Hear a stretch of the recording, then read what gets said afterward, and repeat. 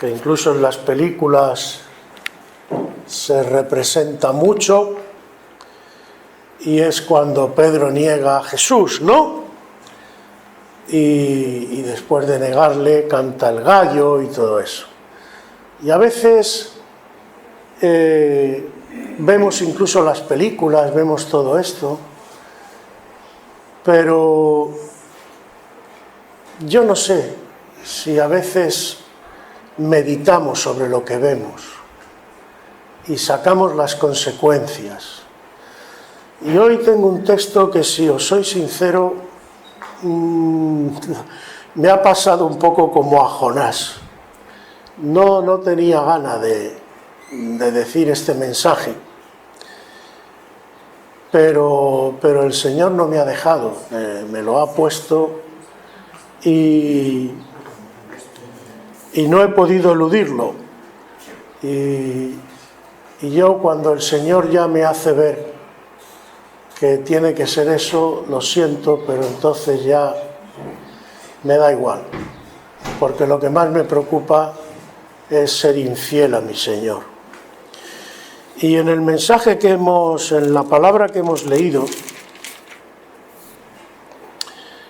empieza diciendo algo tremendo. Dice: Simón, Simón, he aquí Satanás os ha pedido para zarandearos como a trigo, pero yo he rogado por ti que tu fe no falte, y tú, una vez vuelto, confirma a tus hermanos.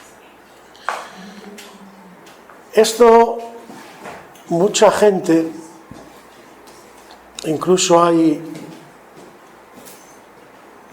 hasta dentro de la Iglesia, quien no lo termina de entender muy bien, porque yo me he tropezado con más de un hermano, más de una hermana que sinceramente cree que la vida cristiana es como si dijéramos, bueno, como dicen los franceses en la canción, la vie en rose, ¿no? La vida color de rosa. Pero como dicen algunos españoles, hasta las rosas tienen espinas. Entonces también te puedes pinchar con las rosas. Pero el tema sobre todo es esta idea de, no sé, de que vas a ir todo bien, de que no vas a tener nada, ningún tipo de incomodidad, ni de problema, ni nada. Y bueno, ¿se corresponde realmente esta idea con lo que Dios nos dice en su palabra? Y algo que estaba hablando con nuestra hermana Janet al entrar, que es curioso porque Dios la ha utilizado para confirmarme. ¿Qué pasa cuando nos torcemos? Cuando nos desviamos de la voluntad de Dios. ¿O vosotros pensáis que nosotros no nos podemos torcer ni desviar de la voluntad de Dios?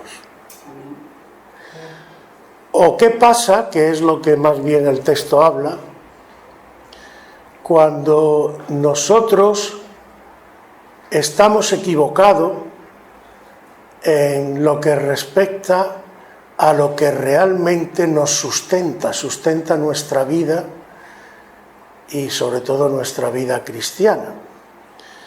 Porque fijaos que después de decir esto el Señor le dijo Pedro, él le dijo: Señor, dispuesto estoy a ir contigo no solo a la cárcel, sino también a la muerte. Y él le dijo: Pedro, te digo que el gallo no cantará hoy antes de que tú me niegues 3 veces.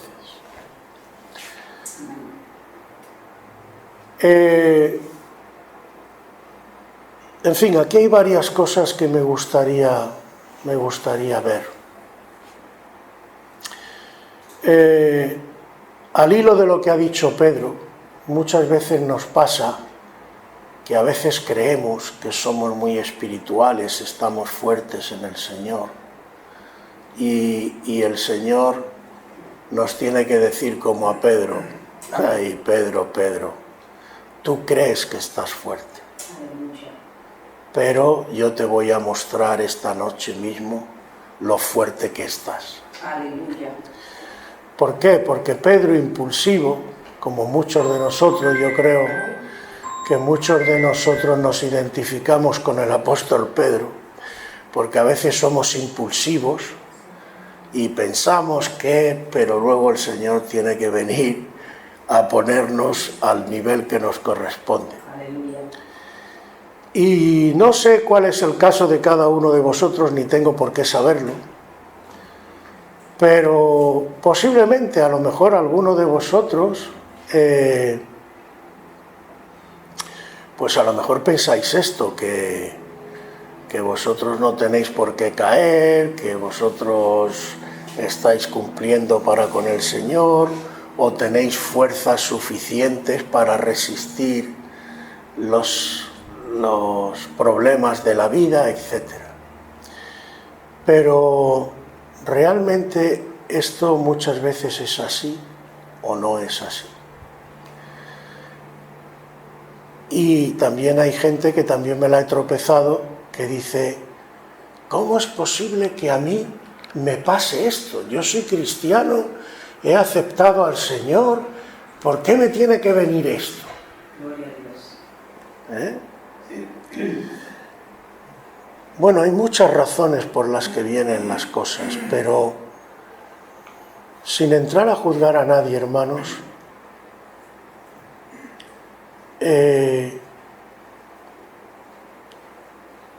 tú te haces, y hoy quiero que nos hagamos una pregunta, primero individual, pero también como congregación, como iglesia.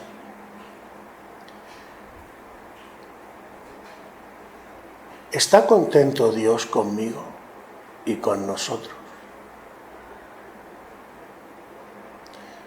¿Siento yo? Y fíjate que no digo si eres feliz y todo esto, porque hoy, hermanos, sin juzgar a nadie, pero voy a hablar claro.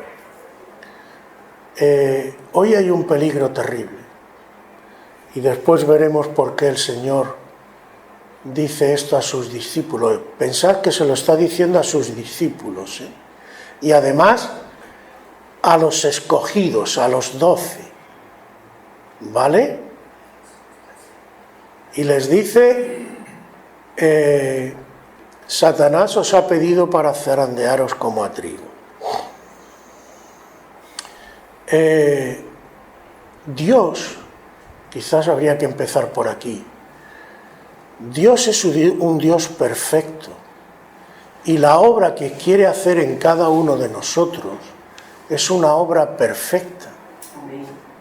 Simplemente pensando en esto, si usáramos la lógica, entenderíamos que Él no puede dejar en ti nada a medias, ¿vale? Y si hay algo en tu vida que a lo mejor tú crees que está firme, pero que a los ojos de Dios no lo está, de alguna manera te lo tiene que hacer ver, ¿no? Tú a lo mejor crees, nosotros, que por cierto no sé si nos tocará hablar otra vez con los de la comunidad, pero tuvimos un tema aquí que la columna estaba toda rajada y tuvieron que venir a reforzarla. Si hubiéramos dicho, bueno, una pequeña rajita, no pasa nada, ¿qué hubiera pasado si la columna se viene abajo? Pues que todo el edificio se podría haber caído, ¿vale? Entonces, Dios, hermanos, con ciertas cosas es estricto, porque sabe lo que se juega. Que esto a veces tampoco lo tenemos en cuenta, a veces, y yo entiendo, porque hay que tener una cierta sabiduría cuando se puede ser blando, digamos, y cuando se tiene que ser firme. No violento, no duro, hay que distinguir. Pero hermanos, yo puedo, por ejemplo, hablando de un edificio, yo puedo no ser estricto con la tabiquería. Por ejemplo, bueno, pues ese tabique en lugar de estar ahí lo he hecho 10 centímetros más para acá. Bueno, no me va a suponer mucho. Pero yo puedo ser blando con decir, bueno, esta columna aquí me estorba y no pueden ver bien, los de allí no pueden ver bien a Ana. Vamos a quitarla. ¿Tú qué te piensas? Que ni Ana ni el que está allí van a salir de aquí bien parados, ¿verdad? ¿Por qué? Porque esto no puedo jugar con ello, porque esto es lo que sustenta el edificio.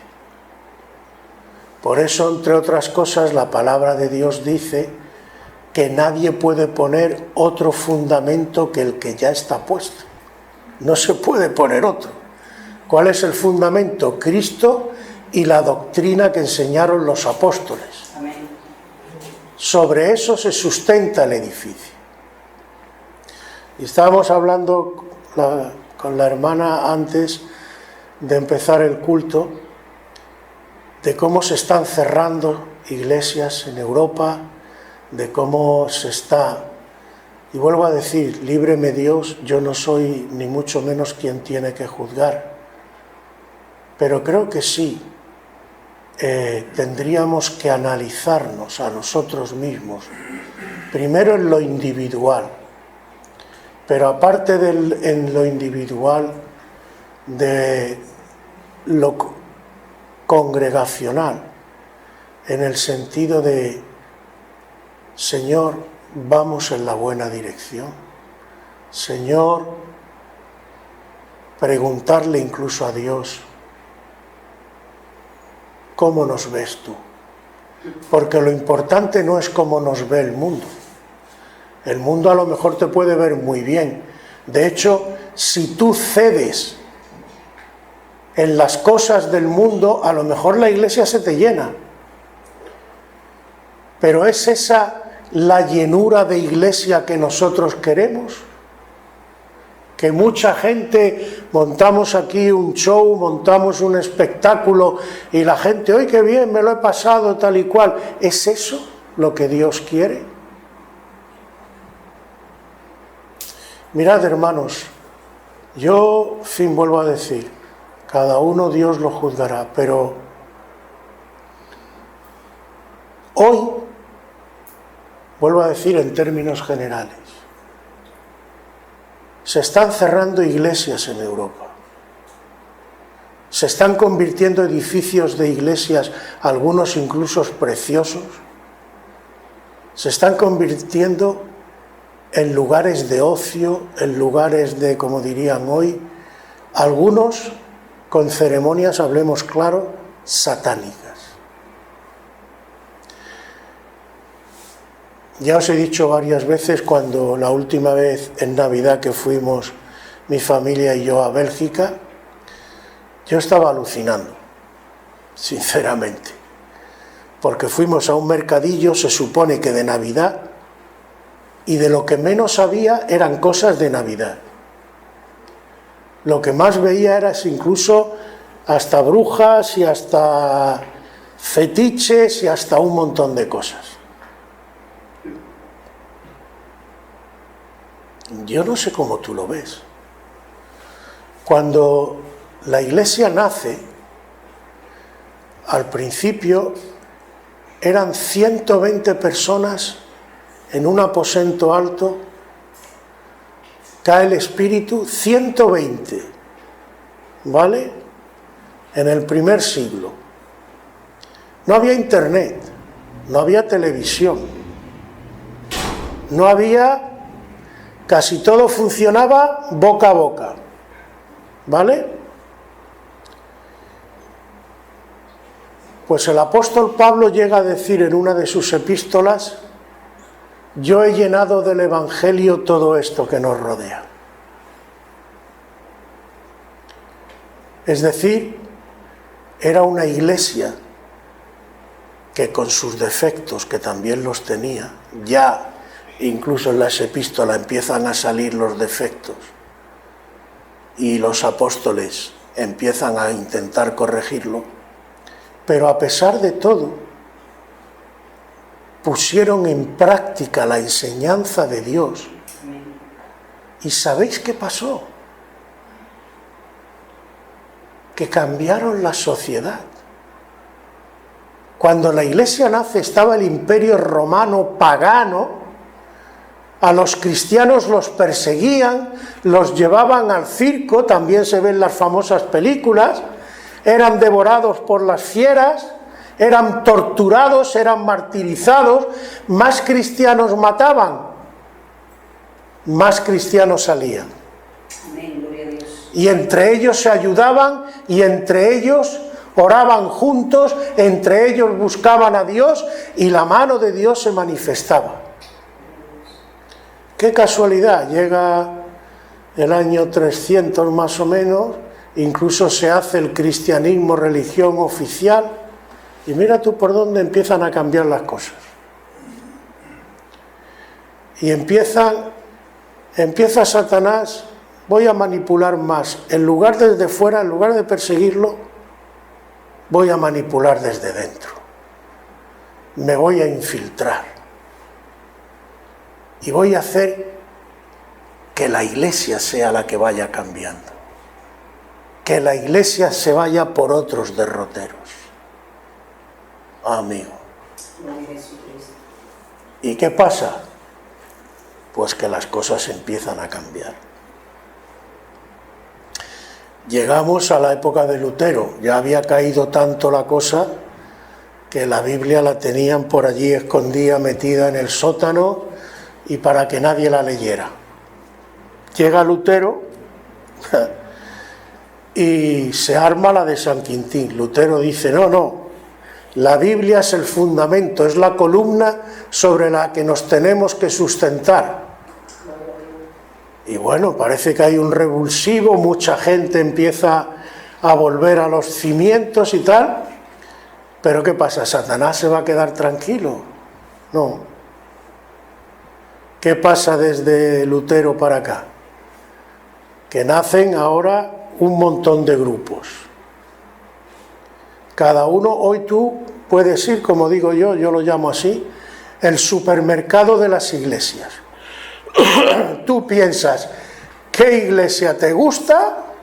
Pues mira, a mí me gusta que canten mucho, por ejemplo, pero que no tenga esto de aquí, o que no tenga aquello de allá. Seguro que si buscas la encuentras. Hay iglesias para todos los gustos. Pero yo te haré una pregunta al hilo de esto. ¿La iglesia tiene que reflejar el gusto de alguien? La iglesia es el cuerpo, la desposada de nuestro Señor Jesucristo. La iglesia a quien tiene que agradar es a Jesús. Amén, gloria a Dios. Es Jesús quien tiene que poder mirar a la iglesia y decir, me complazco. Como el Padre decía de Jesús, este es mi Hijo amado en quien tengo complacencia. Gloria a Dios. Aleluya. Aleluya. Entonces, la iglesia no puede ser cualquier cosa. Alaba. La iglesia tiene que buscar agradar a Jesús. Pero para agradarla, ¿qué dice el mismo Señor? Palabras del propio Señor. Si me amáis, guardad. Mi mandamiento. ¿En qué se conoce que tú amas a Dios? Que guarda sus mandamientos. Entonces, ¿qué ocurre? Otra vez Satanás se infiltra, empieza a dividir. Hermanos, la división a veces no le damos importancia, y fijaos que también la Biblia habla de algunas divisiones que las provoca el propio Dios. ¿Por qué? porque dice el apóstol, tienen que salir porque no eran de nosotros. Aleluya. Pero en circunstancias normales, la división no viene de Dios. Y Efesios 4 dice, a ver cómo dice exactamente, ahora no me acuerdo, se me ha quedado la mente en blanco. Solícitos en guardar la unidad del Espíritu en el vínculo de la paz. Es decir, tenemos que tener solicitud, tenemos que tener ganas, trabajar por esa unidad. Aleluya. ¿Por qué, hermanos? Pues mirad, una de las cosas, hago un pequeño inciso, pero entra en lo que hoy quiero hablar. Un pequeño inciso. Dios está permitiendo, y Satanás tiene mucho interés hoy en día en dividir, pero dividir para hacer daño en muchas áreas de la vida. Y en la Iglesia, como no faltaba más, porque él sí conoce la Escritura, aunque no cumpla los mandamientos, pero Satanás sabe que el mismo Señor dijo que una casa dividida no puede permanecer. Por eso ataca a los matrimonios, por eso ataca a las familias, por eso ataca a la Iglesia y todo lo que pueda atacar. Porque él sabe el daño que hace y el efecto que tiene la división. Aleluya. Entonces tenemos que guardarnos contra las divisiones. Tenemos que guardarnos de caer en esta trampa. Pero dicho esto, a veces también son necesarias cuando de lo que se trata es de que salgan o de tu vida salga todo lo que te está estorbando para crecer.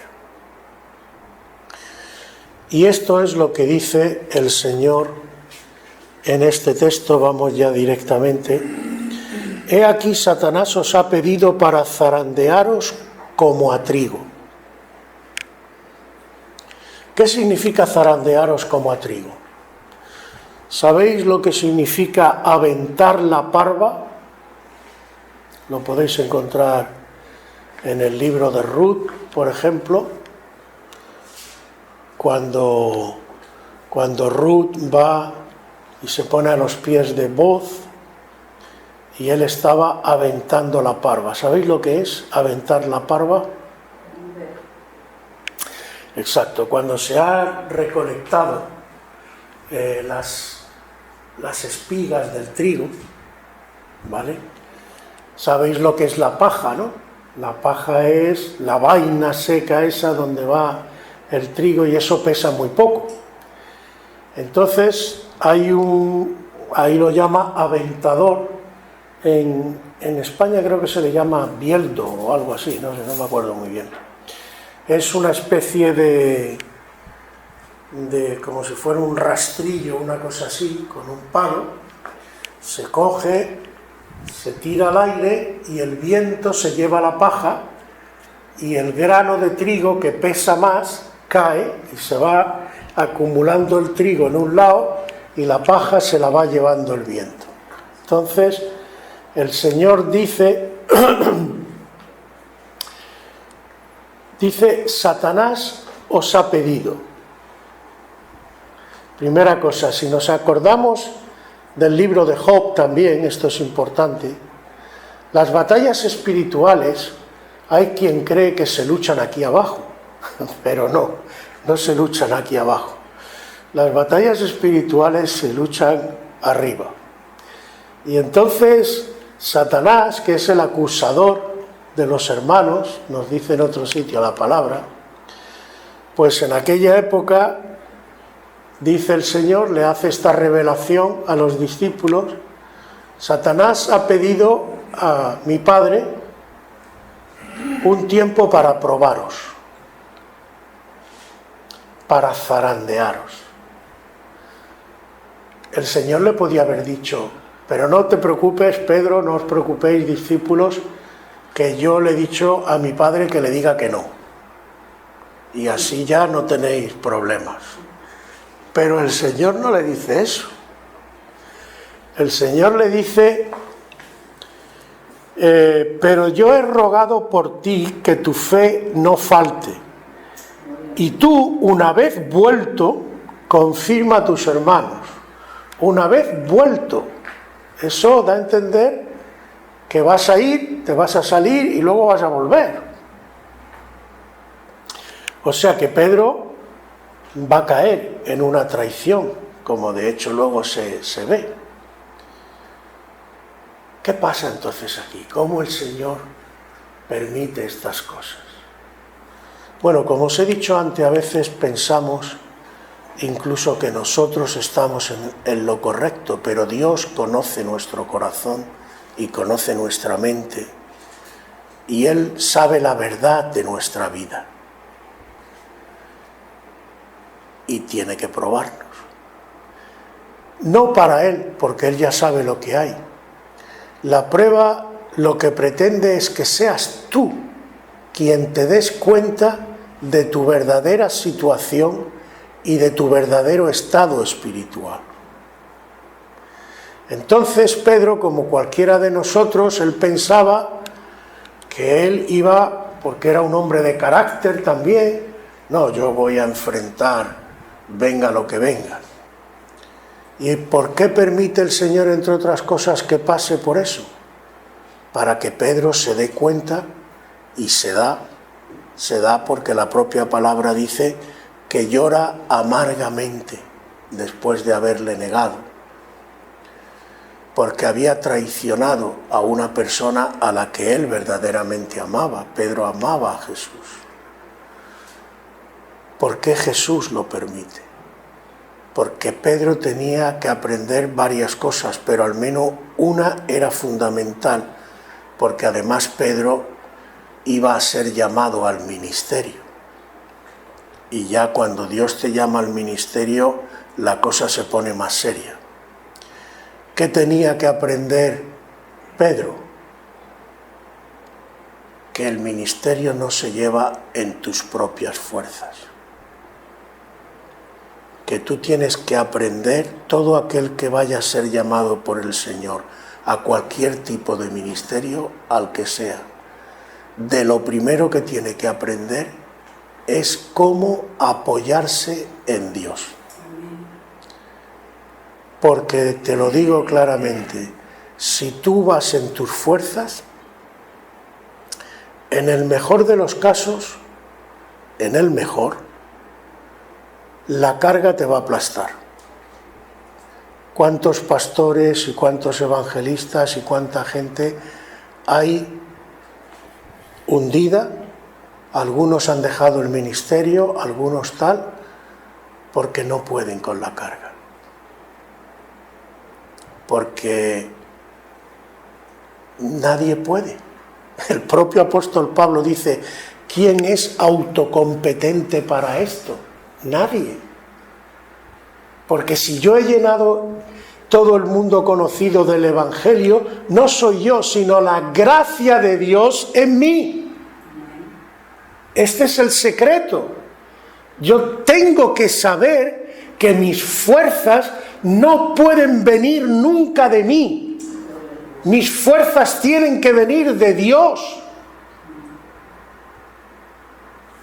En Romanos creo que nos dice también: tenemos este tesoro en vasos de barro. Yo soy un vaso de barro y el barro se casca fácilmente.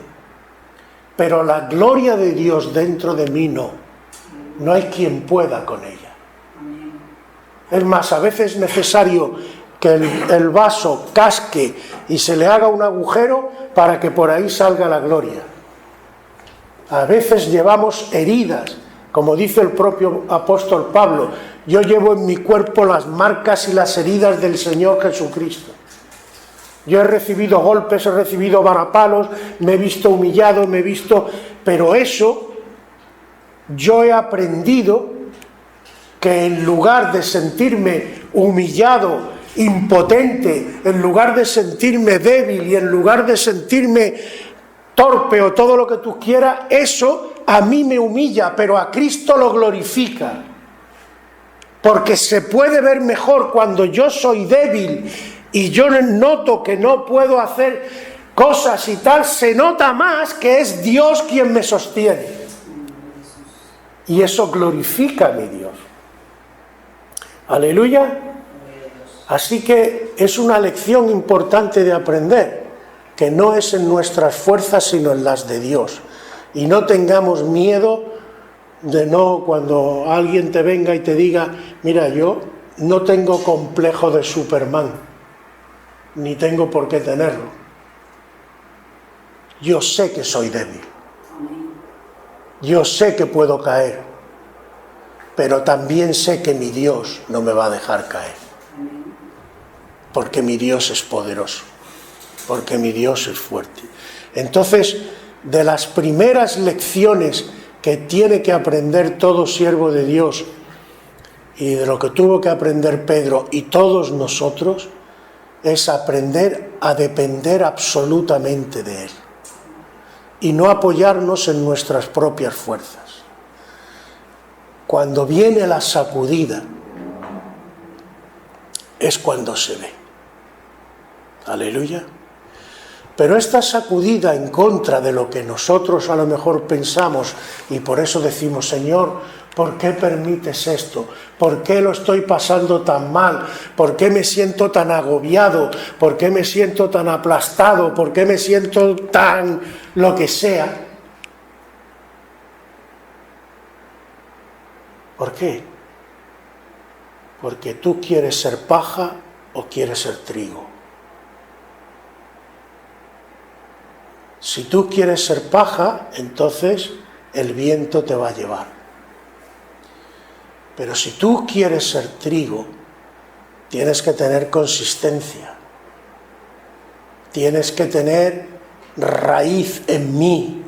Tienes que estar bien anclado a mí. Porque ese viento solo yo lo puedo resistir, tú no.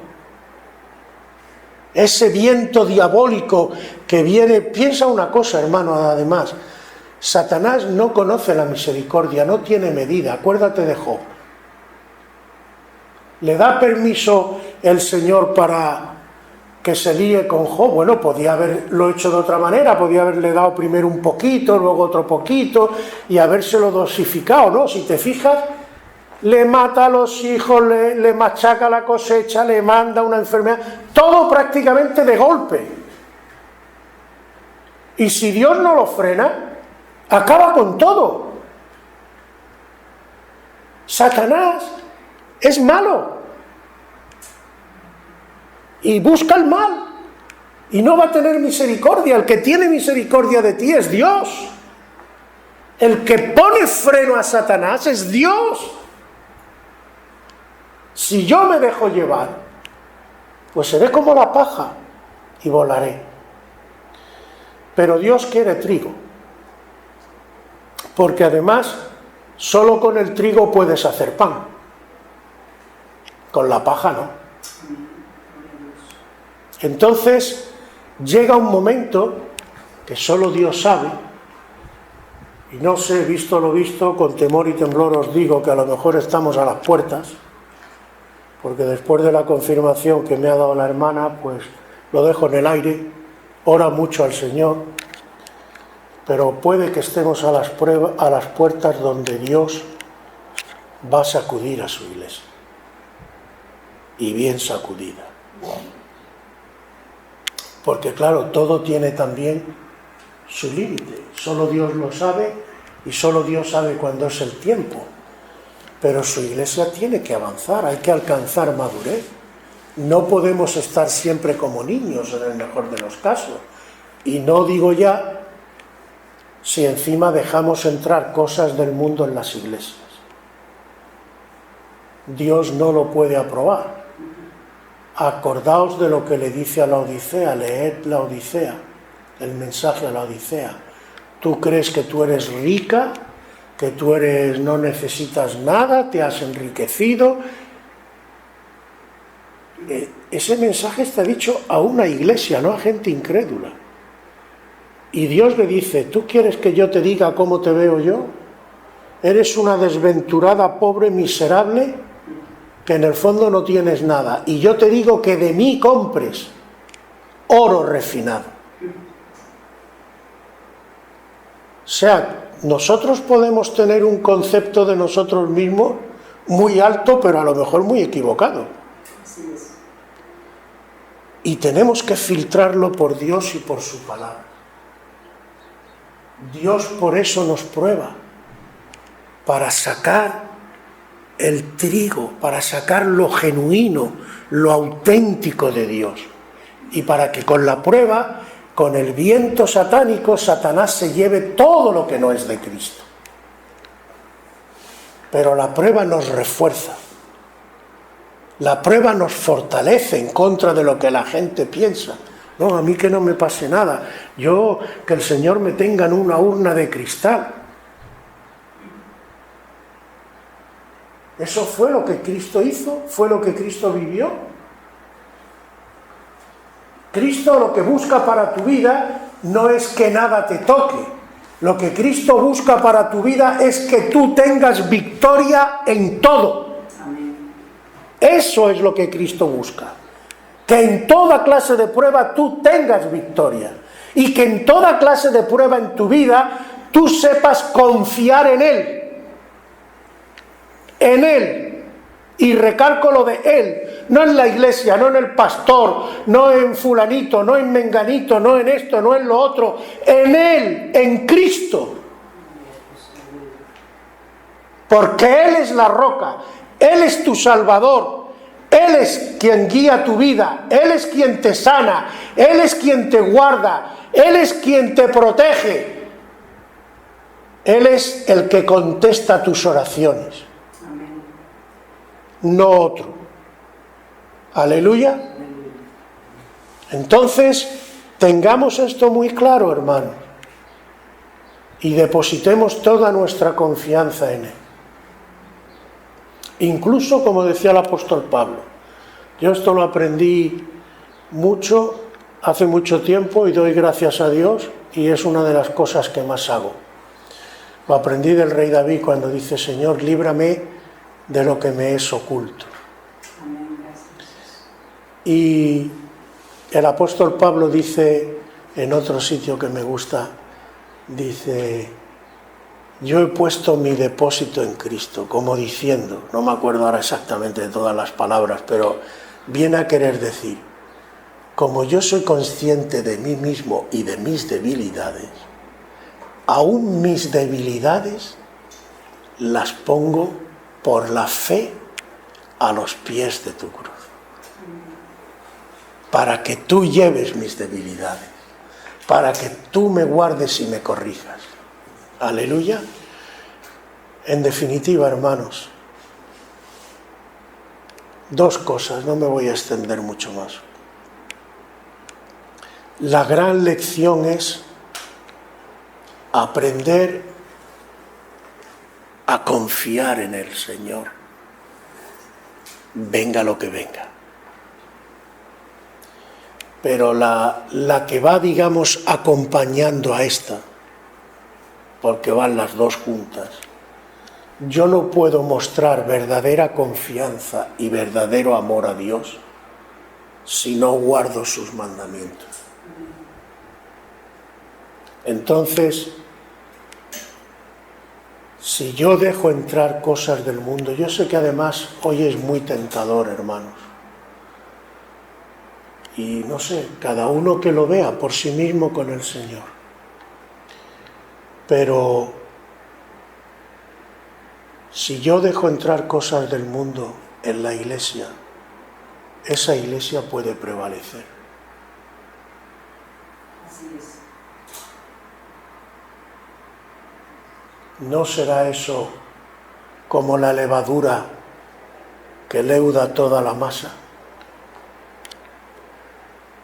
Y bueno, no me entendáis mal porque hoy hay que matizar tanto porque hay gente que entiende lo que quiere. A ver, entrar puede venir cualquiera, porque Dios no rechaza a nadie, pero de lo que estoy hablando evidentemente es de considerarnos cristianos y no vivir como cristianos. Creo que se entiende, ¿no? O sea, hoy en día, por ejemplo, yo no sé, no voy, pero hoy en día te casas y te descasas como el que se toma un café en la esquina. Hoy en día puedes tener relaciones sexuales fuera del matrimonio o aunque no estés casado, como si nada. No seas antiguo, eso era para antes. Ahora ya modernízate, dale gusto al cuerpo, ¿no? Hoy puedes mentir y, bueno, una mentirijilla piadosa, o sea. A mí me tiene que explicar alguien qué significa una mentirijilla piadosa. ¿Puede haber alguna piedad en la mentira cuando el padre de mentira es Satanás? ¿Dónde está la piedad en esa mentira? Que me lo explique. El Señor, si cree que no te tiene que decir algo, no te lo dice, pero no te miente. Aprendamos a distinguir. Si tienes que callar, calla. Mira, yo si os he dicho cosas terrenales, si no creéis, ¿cómo creeréis si os digo las celestiales? De las cosas celestiales, de momento no os voy a decir nada, ya os diré cuando llegue el momento. Pero no te miente, ¿vale? Y así podríamos seguir un montón de cosas. Y pensamos que Dios, hermanos, de verdad, yo apelo a vuestra conciencia, pensamos que Dios puede aprobar que nuestra conducta, por mucho que vengamos al culto, por mucho que toquemos las palmas, por mucho que nos hagamos así como si fuéramos muy buenos y digamos, ay Señor, ay no sé qué, puedes hacer todo el paripé, como dicen en mi tierra, que quieras. Dios se va a sentir obligado por tu paripé si tu corazón realmente no quiere hacer la voluntad de Dios. Pues te recomiendo Isaías, que además está en el Antiguo Testamento. Estoy harto, le dice el Señor al pueblo de Israel, de vuestras solemnidades. Palabras del Señor. Estoy harto. Dice más, dice otra palabra. Tengo aborrecidas vuestras solemnidades. ¿Por qué? Porque vuestros labios me honran, pero vuestro corazón está lejos de mí. Dios quiere lo genuino, quiere lo auténtico. Vivimos tiempos convulsos, difíciles. Se nos han colado un montón de cosas por todos lados. Yo os he dicho, no sé, porque noto en esta palabra, ojalá me equivoque, pero noto que hay algo como profético. Y por eso me resistía a darla. Pero no sé lo que va a venir, ni en qué sentido Dios nos va a probar. Pero hermanos, al menos que el Señor no me pueda decir a mí como pastor, no se lo dijiste a mi pueblo. Y por eso lo digo. Y que, como dicen en mi tierra, que salga el sol por Antequera. Pero tenemos que prepararnos. No penséis que estando a la ligera vamos a vencer, hermanos, no. Si el Señor dice velad y orad, lo dice por algo. Sí. Lo dice por algo. Tenemos que prepararnos.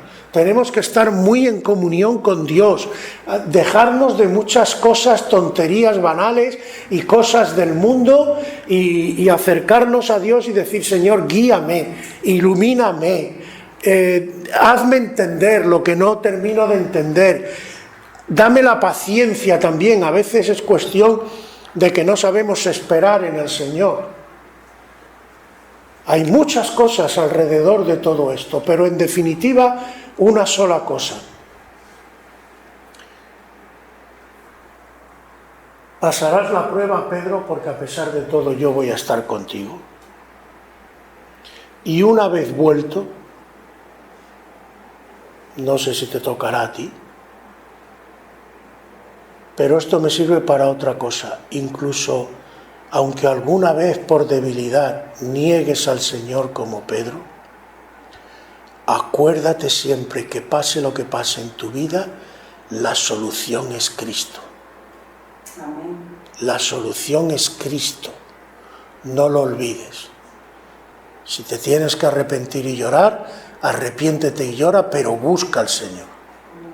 Gloria a Dios. De Él te vendrá la salud y la sanidad y la restauración. Y una vez vuelto, que la experiencia te sirva para ayudar a otros. Confirma a tus hermanos. Dale ánimo a tus hermanos. Amén.